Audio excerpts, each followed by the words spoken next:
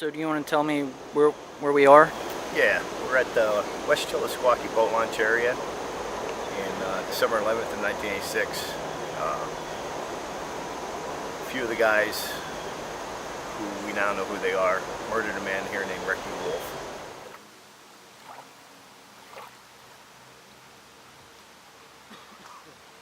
They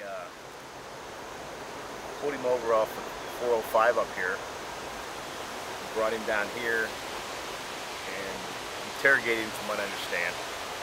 And when they didn't get what they wanted, they beat him to death, handcuffed him, and then smashed his head in with a ball bat.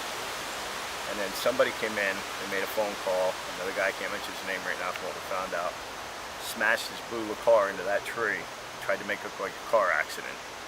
And then he was killed in this car accident by hitting the tree. But the damage that was done to the car was so minimal, and the damage that was done to him was so horrible. And the first time I was ever here was in 1990 during my trial. Brought the jury, the district attorney, the state police, their key witness who fabricated the whole thing and now admitted he fabricated the whole thing. And we stood here while they explained everything, how I did it. And obviously I didn't. They know that now. During the reinvestigation of the Barbara Miller case, when Richard Bramhall was involved and they were trying to get the evidence together to see what happened to Barbara Miller, he was coming up to see me at the prompting of Corporal Sean McGinley from the Stonington State Police Barracks. As Sean was convinced I was innocent, and Bramhall was pretty sure I was too. So they were coming up, and Sean asked me if I was willing to take a polygraph, and I had asked for a polygraph from day one. I had to hire my own polygraphist, so what I did is I asked Sean, who trained you guys? I want the guy that you guys trust, I want the best of the best. So I hired Elmer Criswell, who's out by Pittsburgh. And he came in and gave me a triple-tier polygraph test. And after the second phase, he told me I passed it. He knew I was innocent. He said I was the only second one with a life sentence he's ever given a polygraph test to have passed it. But me passing for Elmer Criswell wasn't good enough for the district attorney.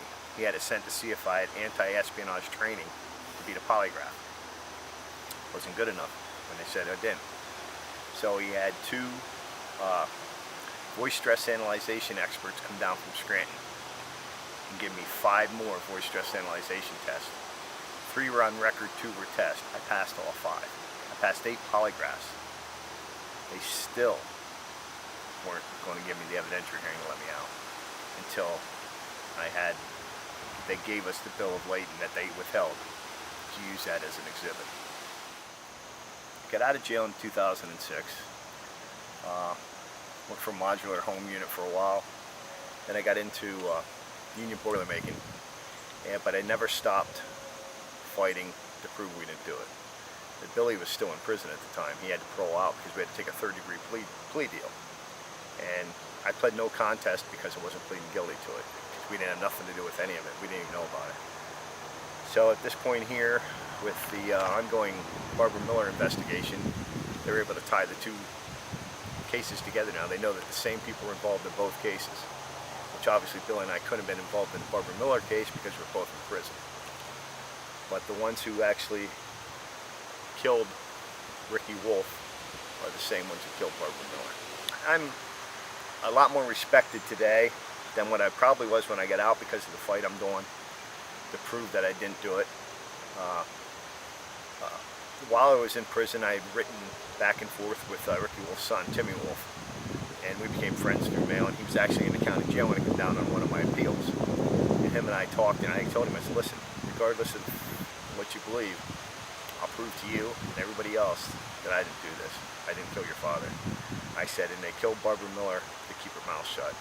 I said, I'll prove that, and I told Eddie Miller the same thing, that I proved he killed his mom. For everybody to know that we deserve to be fully exonerated and apologize to. We had to take a third-degree plea agreement just to get out, parole out, and made us stay on parole for something we didn't do, and they knew we didn't do it. They have proof now. They came up, they had Billy's bill of lading and everything, which was he signed paperwork at the Susquehanna University that he was delivering parcels to the professors where he had to sign time and his name to be billed the hours. They had that. They withheld that. We're in the process now of doing a documentary, with Richard Perry from England. He's the one that filmed the Miranda Barber. They did the documentary on that.